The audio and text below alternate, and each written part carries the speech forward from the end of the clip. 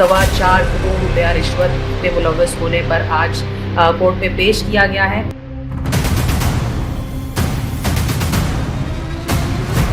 डकी भाई के फाइनेंस जो अकाउंट था उससे इन्होंने ट्रांसफ़र किए हैं।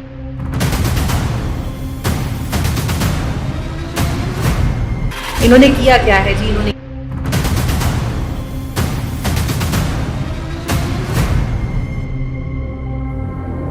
इसने पाकिस्तान के सूबे को पाकिस्तान से अलहदा एक मुल्क बना दिया है।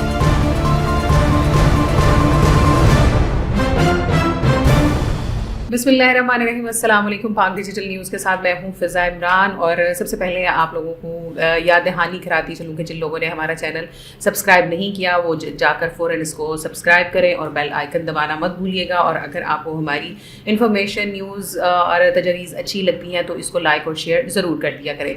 आज हम सबसे पहले डिस्कस करेंगे जी डक्की भाई के हवाले से। डक्की भाई की तो खूब शामत आई हुई है, पकड़े गए मशहूर यूट्यूबर हैं और इनके मिलियंस में फॉलोअर्स हैं। और इन पे यही था कि ऑनलाइन जुआ ऐप्स को प्रमोट करने के हवाले से ये जब इनकी पकड़ धकड़ हुई है और इनके साथ फिर और भी बहुत से लोग शिकंजे में, कानून के शिकंजे में आए हैं, जिनमें NCCI के 6 अफसरान को 4.25 करोड़ रुपया रिश्वत में मुलव्वस होने पर आज कोर्ट में पेश किया गया है।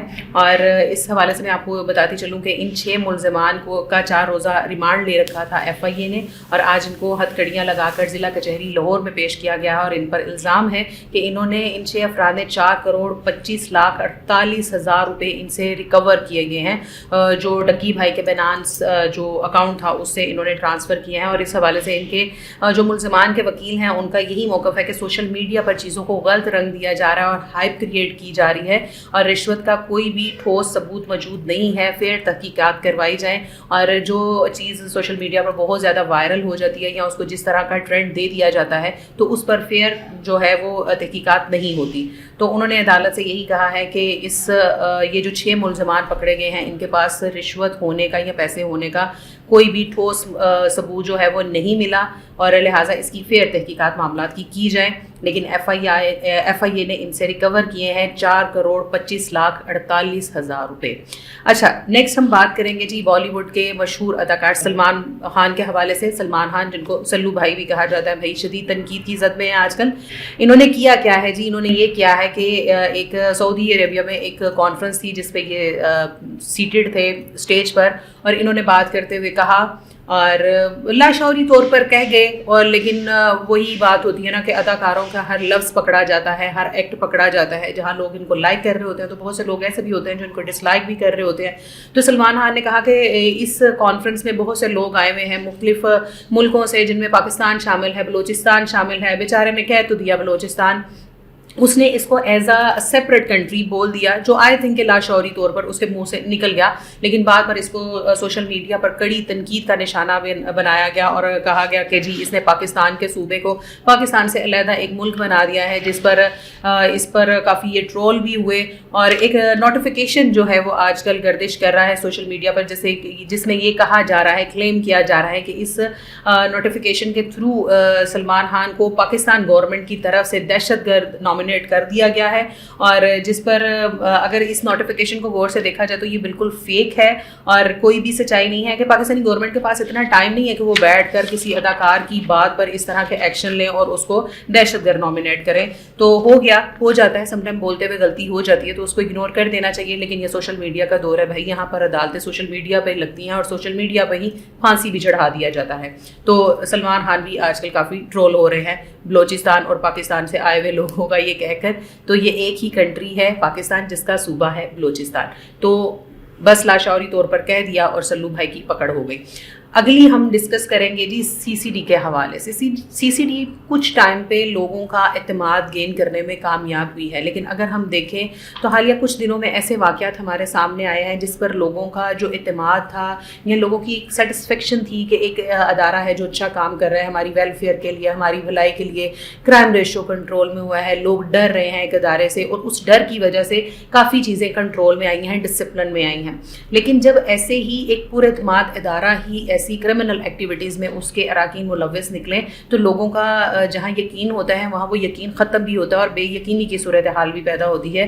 جی میں بالکل بات کر رہی ہوں اغوا کے حوالے سے. CCD کا افسر ہیں, انہوں نے جن میں جاوید اقبال اور توصیف کانسٹیبل ہیں, انہوں نے ولید حسین نامی ایک شخص کو کڈنیپ کیا اس کے گھر سے. پراپر انہوں نے پولیس کے کپڑوں میں وہاں پہ پولیس کے ڈالے میں آئے, ریڈ کی, اور ان کے جو DVR تھے گھر سے ان کو فوری قبضے میں لیا گیا. ان کے لیپ ٹاپ, ان کے ATM کارڈز, ہر چیز کو یہ پکڑ کر اس طرح سے کہ جیسے ہم کسی ملزم کو پکڑنے آئے ہیں, اور لے گئے وہاں سے. جب گھر والوں نے متعلقہ تھانے میں جا کر پوچھ گچھ کی کہ ہمارے بچے کو پکڑا گیا ہے ولید حسین کو, تو کس چکر میں لائے ہیں, تو انہوں نے کہا کہ جی ہم تو ولید حسین نامی کسی بھی ملزم کو نہ یہاں پر لایا گیا اور نہ ہی پیش کیا گیا, ہمارے پاس یہ لڑکا ہرگز نہیں ہے.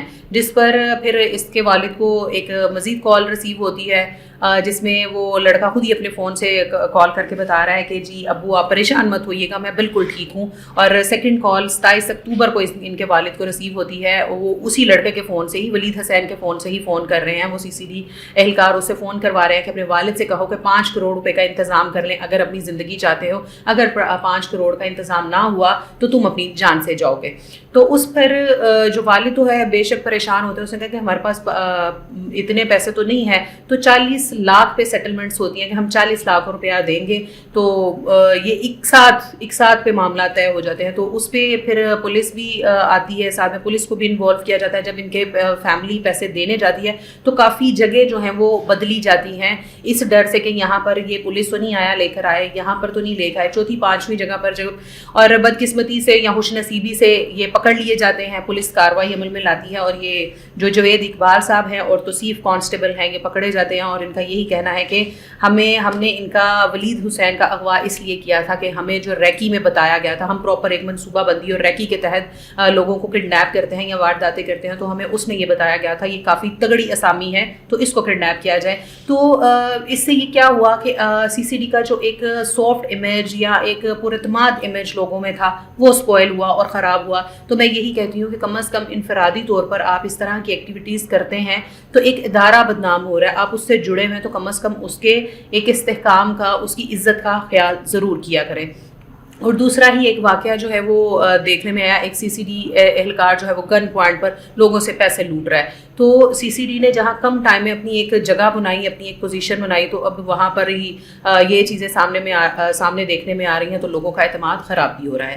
اب میں بات کروں گی معروف گلوکارہ ہیں ہماری قرۃ العین بلوچ. انہوں نے ریسنٹلی ایک بوڈ کاسٹ میں شرکت کی, وہاں پر ان سے سوال کیا گیا کہ ابھی تک وہ سنگل کیوں ہے, انہوں نے شادی کیوں نہیں کی. تو اس پر انہوں نے بڑے مزاحیہ انداز میں یہ بتایا کہ میں ابھی تک سنگل اس لیے ہوں کہ میں ایک مشکل ترین عورت ہوں, میرے ساتھ گزارا کرنا بہت مشکل ہے اور میرے ٹائپ کے لڑکے آج کل آ ہی نہیں رہے. تو ہم ان کو بیسٹ وشز دیں گے کہ ہوپ فلی ان کے ٹائپ کا کوئی آئے تاکہ ان کا گھر بھی آباد ہو اور ان کی بھی شادی ہو. اور یہ کافی مشہور گلوکارہ ہیں, عابدہ پروین کی طرز پہ گانے گاتی ہیں, اور ان کی شادی کے حوالے سے ان سے کافی کویسچنس بھی ہوتے رہے ہیں, اور اس پر انہوں نے واضح کر دیا ہے کہ میرے ٹائپ کے لڑکے نہیں آ رہے, ان کے ٹائپ کا لڑکا کب آئے گا. ہم پر امید ہے کہ انشاءاللہ as soon as possible in کو بھی ان کے ٹائپ کا لڑکا ملے تاکہ ان کا بھی گھر بسے. اسی کے ساتھ ہمیں اجازت دیجیے گا, اللہ حافظ.